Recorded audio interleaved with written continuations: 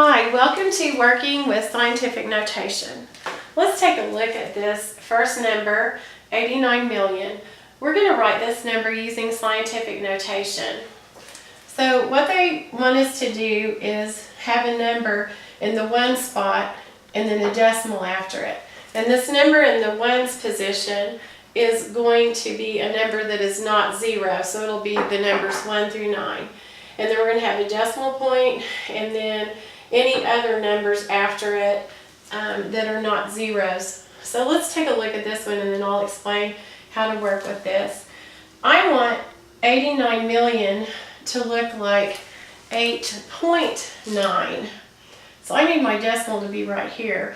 Well, right now my decimal is over here, it's at the end, and I need to move it to this position. So I'm going to count how many spaces I'd have to move it over. 1, 2, 3, 4, 5, 6, 7. So I'd have to move it over 7 spaces to make this 8.9. And that's actually what I need it to look like. And then I'm going to write times 10. And how many spaces did I move over? I moved over 7. So it's 10 to the 7th power.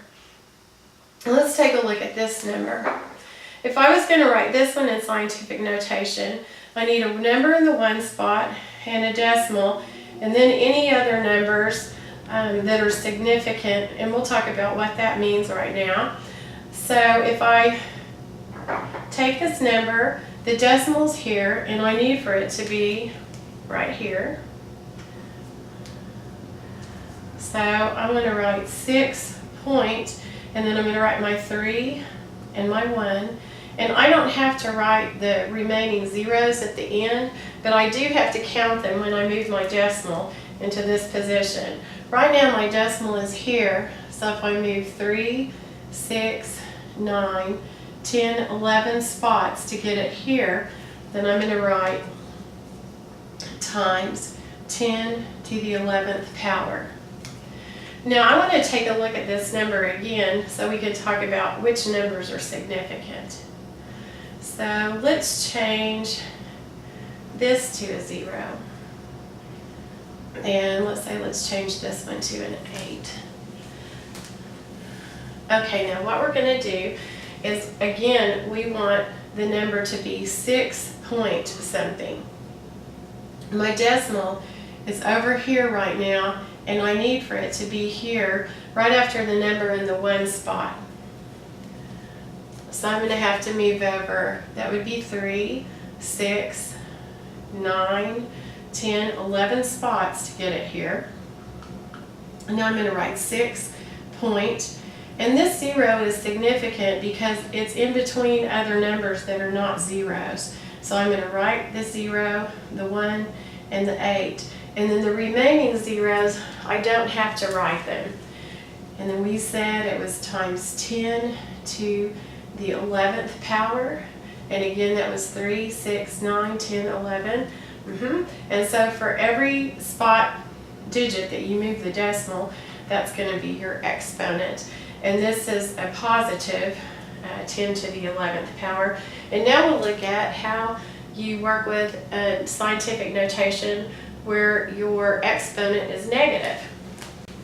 In this particular problem, again, we want a number in the one spot, and then we want the decimal, and then any other significant digits afterwards. The number that's going to go in the ones place is going to be a number that's greater than 0, but less than 10. So it's going to be a number 1 through 9. So we're going to start at the decimal, and we're going to look to our right, and here's the number, the significant number that we need. So I actually want my decimal to move to here. So I'm going to count over 1, 2, 3. I had to make 4 moves to get the decimal after the 7. So we're going to write our 7. And then the 0 is between 2 other numbers that are significant. So we're going to list our 0. And this is what it's going to look like. And now we're going to multiply times 10. And how many spots did we have to move over our decimal? 1, 2, 3, 4. 10 to the negative 4. I like to think about it like this number is very, very small. and we made it look like the number 7. So if we want to make it go back to the original way that it was, we would write 7.032.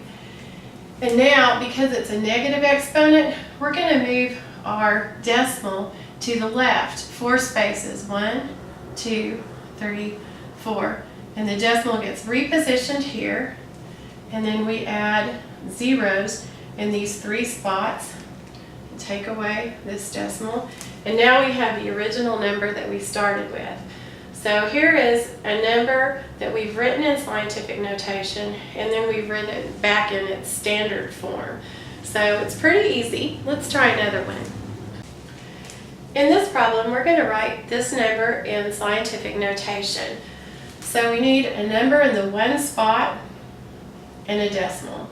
So we're going to move our decimal over until we find that number that it's not a 0, and here's the 3. So we actually want the decimal to go right there, so it's going to look like 3.9 times 10 to watt power. We're going to count over, so 1, 2, 3, 4, 5, 6, 7, 8. We had to move 8 spaces. Let's check again. 1, 2, 3, 4, 5, 6, 7, 8. And that's going to make it 10 to the negative 8. So we turned a very small number into the number basically 3. So that gives us our negative exponent. Now if we want to write 3.9 in its standard form, we would write 3.9, and then the negative exponent tells me that I need to move my decimal to the left 8 spaces. 1, 2, 3, 4, 5, 6, 7, 8. And I'm going to fill in with zeros here. And now I'm going to get the original number that I started with. So this is going back and forth to scientific notation and then back to standard form. All right, let's take a look at 2 more examples. So we've got numbers written in scientific notation, and we want to write them in standard form. So I'm going to start with 7.1. The positive exponent tells me that I need to move the decimal to the right because this number is really a lot bigger than it looks. So I'm going to move 4 spots, 1, 2, 3, 4, and I'm going to fill in with zeros. And so this number is really 71,000. This particular number has a negative exponent, so I'm going to move my decimal the opposite direction to the left because it looks like it's the number 1.93, but it's really smaller. So I'm going to write 1.93, and I'm going to move my decimal 3 spots to the left, place it there, and fill in with zeros. And that number is really 0.00193. Let's take a look at multiplying with scientific notation. All right, in this problem, it looks pretty confusing, but it's not. What we're going to do is we're going to start with the numbers, not the tens with the exponents, and we're going to put them together and multiply them. Okay, so I took this number and this number, and now I'm going to take my tens and I'm going to put them together in parentheses, 10 to the negative 4 times 10 to the 3rd power. Okay, now we're going to actually solve this problem. 1.5 times 5. 5 times 5 is 25. All right, so when we solve this, we got 7.5.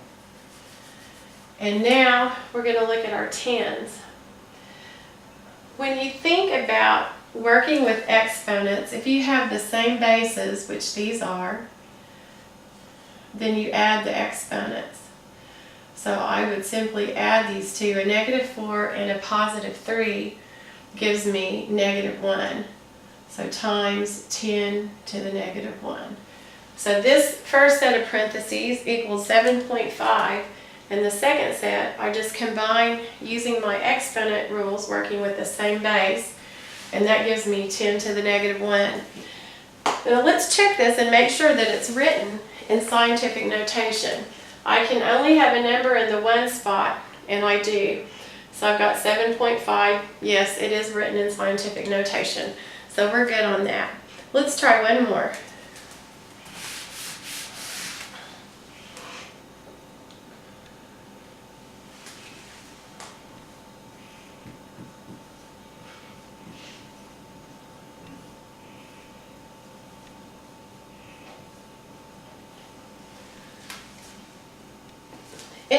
problem, again, we're going to put the numbers together in parentheses. So 2.5 times 3. And now we're going to put the tens together in parentheses. I've got 10 to the 4th power times 10 squared. And notice that these parentheses are bumped up against each other, so this means multiply here too. So I think about 25 times 3 is 75. So this would be 7.5. We got 7.5 in the last problem too. And now I'm going to write my multiply sign, like the multiply sign right there. And then I'm going to combine my tens. They're the same base, so I simply add the exponents, and that would be 10 to the 6th power. So this is working with scientific notation.